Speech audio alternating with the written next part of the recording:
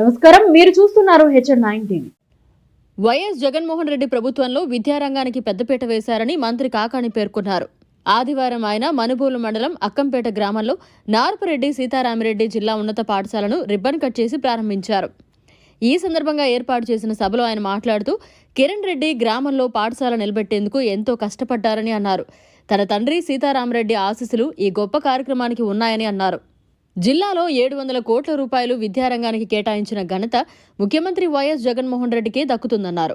అనంతరం గ్రామంలో మృతి చెందిన అంగన్వాడీ కార్యకర్త కుటుంబానికి 5 లక్షల రూపాయల సీఎం రిలీఫ్ ఫండ్ చెక్ను అందించారు. అదేవిధంగా పంపిణీ చేశారు. గతంలో ఈ పాఠశాలలో విధులు నిర్వహించిన ఉపాధ్యాయులకు మెమోంటోలు అందించారు. ఉదయం 9 గంటల నుండి సాయంత్రం 5 గంటల వరకు నిర్వహించిన సాంస్కృతిక కార్యక్రమాలు అందరినీ అలరించాయి. చివరగా మంత్రి కాకాణి గ్రామ మాజీ సర్పంచ్ కిరణ్ రెడ్డిని ప్రశంసలతో ముంచెత్తారు. నారపరెడ్డి సీతారామరెడ్డి విగ్రహ ప్రతిష్ఠ, పాఠశాల ప్రారంభోత్సవం, మేళతాళాలు, ప్రత్యేక పూజల మధ్య వేడుకగా నిర్వహించారు.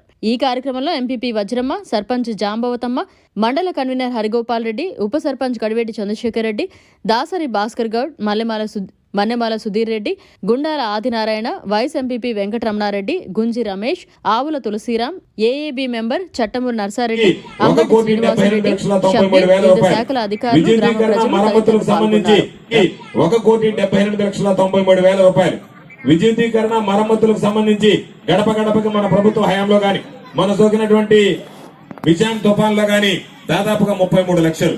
ఈ ఒక్క గ్రామానికి ఈ 5 సంవత్సరాల వైఎస్ఆర్ కాంగ్రెస్ పార్టీ ప్రభుత్వంలో జగన్మోహన్ రెడ్డి గారి ముఖ్యమంత్రిగా 6,80,00,000 రూపాయలు విలువైనటువంటి పనులని ఈ ఒక్క గ్రామంలోనే చేపట్టడం జరిగింది అని చెప్పి మీ అందరికీ సందర్భంగా తెలియజేస్తున్నాను. దానితో పాటు 9 కోట్ల రూపాయలతో ఈరోజు ఇళ్ల నిర్మాణాన్ని పూర్తి చేశాం ఈ గ్రామానికి సంబంధించి. ఒక్కసారి చూస్తే 15,80,00,000 రూపాయలతో ఈరోజు ఇళ్ల నిర్మాణాన్ని అన్ని పూర్తి చేస్తే ఈ గ్రామానికి సంబంధించి ఈ గ్రామ సచివాలయ పరిధిలో ఉన్నటువంటి సంక్షేమ కార్యక్రమాల కోసం దాదాపుగా 18 కోట్ల రూపాయలు ఈరోజు అనేక రకాలైనటువంటి సంక్షేమ కార్యక్రమాలకు ఇవ్వడం జరిగింది. ఈ గ్రామం కిరణ్ పాపం మొదటి నుంచి ఈ గ్రామ అభివృద్ధికి, ఈ గ్రామ సంక్షేమానికి కట్టుబడి పనిచేసినటువంటి వాడు.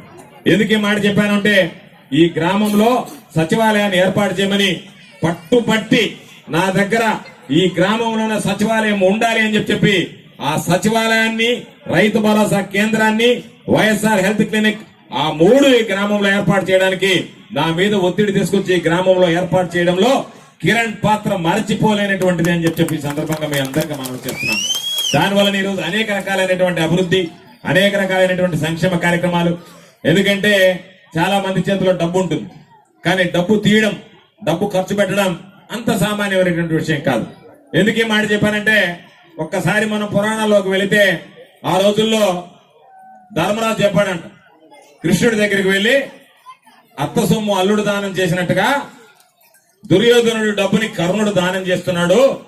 నా దగ్గర కూడా ఎవడన్నా ఊరికే డబ్బులు ఇస్తే నేను బ్రహ్మాండంగా ఖర్చు చేస్తాను అని చెప్పాడండి. ఆయన లేదు, దానం అనేటువంటిది రక్తంలో ఉండాలి తప్ప ధనంలో ఉండదు అంటే, లేదు లేదు నేను నీ మాటలతో అంగీకరించలేదని చెప్పి ధర్మరాజు కృష్ణుడితో పోట్లాడాడు.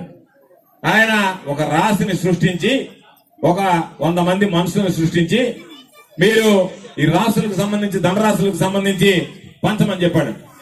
ధర్మరాజు పాపం కొంచెం ఒకటి తీసుకొచ్చి 100 మందికి కొలిచి కొలిచి కొలిచి కొలిచి కొలిచి కొలిచి అలిసిపోయి, నాకన్నా దానం చేయగలిగేటువంటి వాడు ఎవడన్నా ఉంటే చూపించండి అని చెప్పాడంట. అయిపోయిందా నీ దానం అన్నాడంట. అయిపోయింది అన్నాడు. ఈ 100 మందికి సంచులు ఉన్నాయి, కానీ ధాన్యం రాశి మాత్రం తరిగిపోలేదు కృష్ణుడు మాయతో. వెంటనే కర్ణుడిని పిలిపించి, కర్ణ ఇదిగో ఈ ధనరాశి ఉంది, వీళ్ళు మనుషులు ఉండాలి, నువ్వు దానం చేయమంటే రాగానే కర్ణుడు చెప్పినటువంటి మాట, మీ 100 మంది ధనరాశిని ఎత్తుకొని వెళ్ళిపోండి అని చెప్పారు. అంటే ఒక వ్యక్తి ఊరికే వచ్చిన దాన్ని కుంచాలతో కొలిచిపోసాడు ధర్మరాజు. ఇచ్చినటువంటి ధనరాశిని మీరు ఎత్తుకెళ్ళిపోండి అని చెప్పి దానం పూర్తి చేశాడు కర్ణుడు. కాబట్టి ఆ విధంగా పేదరికమా అనేటువంటిది కాదు, కానీ గ్రామాలకు సంబంధించి అవసరమైతే 10 రూపాయలు ఖర్చు పెట్టాలనేటువంటి ఆ రక్తం, ఆ గుణం కిరణ్ లో ఉంది. కాబట్టే ఈ రోజు ఇంత పెద్ద ఎత్తున ఈ కార్యక్రమాలని ఈ రోజు మనం ఏర్పాటు చేసుకోగలిగాం. అందులో భాగంగానే ఈరోజు పాపం 25 లక్షల రూపాయలతో ఈరోజు స్కూల్ బస్సు నిర్మించాడు. స్కూల్ బస్సుకు పర్మిషన్ తీసుకొచ్చాడు, దాన్ని ప్రారంభించాం మనుబోల్లో. ఈరోజు ఎక్కడా ఎటువంటి ఇబ్బంది లేకుండా పిల్లలకు సంబంధించి కానీ, గ్రామానికి సంబంధించి కానీ, గ్రామ అభివృద్ధికి సంబంధించి కానీ ఈరోజు కొంతమంది ఈర్ష్యపడి ఇతర పార్టీలకు వెళ్లిపోయేటువంటి విధంగా ఈ రోజు కిరణ్ ప్రవర్తన ఉందంటేనే దాన్ని మనం అందరం అర్థం చేసుకోగలం అని చెప్పి మీ అందరికీ సందర్భంగా మనవి చేస్తూ, ఏది ఏమైనా సరే ఈ రోజు బహుశా నేను మంత్రిగా ప్రమాణ స్వీకారం చేసిన తర్వాత ఈ గ్రామంలోనే మొట్టమొదటిగా రావాలి అని చెప్పి కిరణ్ కోరిక మీదకి వచ్చి ఇదే గ్రామంలో కార్యక్రమం ఏర్పాటు చేశాం. మరలా ఎన్నికలకు ముందు ఈ గ్రామంలోనే మరలా ఒక పెద్ద కార్యక్రమాన్ని ఏర్పాటు చేసి కిరణ్ ఈ రోజు బ్రహ్మాండంగా అంగరంగ వైభవంగా ప్రతిష్టాత్మకంగా అల్లకల్లోలంగా ఈ రోజు దానికి సంబంధించి ఈ కార్యక్రమాన్ని ప్రారంభించాడు. చాలా మంది ఈ రోజు అనుకున్నటువంటి విధంగా నేను ఆశిస్తున్నా, ఆకాంక్షిస్తున్నా ఈ స్కూల్ అనేటువంటిది ఇక్కడితో ఆగిపోకుండా ఈ స్కూల్ యొక్క భవిష్యత్తు ఒకవేళ మరలా వైఎస్ఆర్ కాంగ్రెస్ పార్టీ ప్రభుత్వం వస్తే శాసనసభ్యుడిగా దీనిని జూనియర్ కాలేజీకి అప్డేట్ చేయడానికి కూడా ప్రయత్నించడం జరుగుతుంది అని చెప్పి ఈ సందర్భంగా మీ అందరికీ మనవి చేస్తూ, అనేక సందర్భాల్లో చెప్పినట్టుగా వైఎస్ఆర్ కాంగ్రెస్ పార్టీని ఆదరించి జగన్మోహన్ రెడ్డి గారిని ఆశీర్వదించి మీ సంపూర్ణమైనటువంటి ఆశీస్సులు నాకు అందించి 2 సార్లు శాసనసభ్యుడిగా ఈ రోజు మంత్రిగా మీ ముందు నిలబడి మీకు అవసరమైనటువంటి అభివృద్ధి సంక్షేమ సేవా కార్యక్రమాల్లో భాగస్వామ్యం అయ్యేటువంటి భాగ్యాన్ని ప్రసాదించినటువంటి మరిన్ని అప్డేట్స్ కోసం మన HN9 టీవీ ఛానల్ ని సబ్స్క్రైబ్ చేసుకోండి.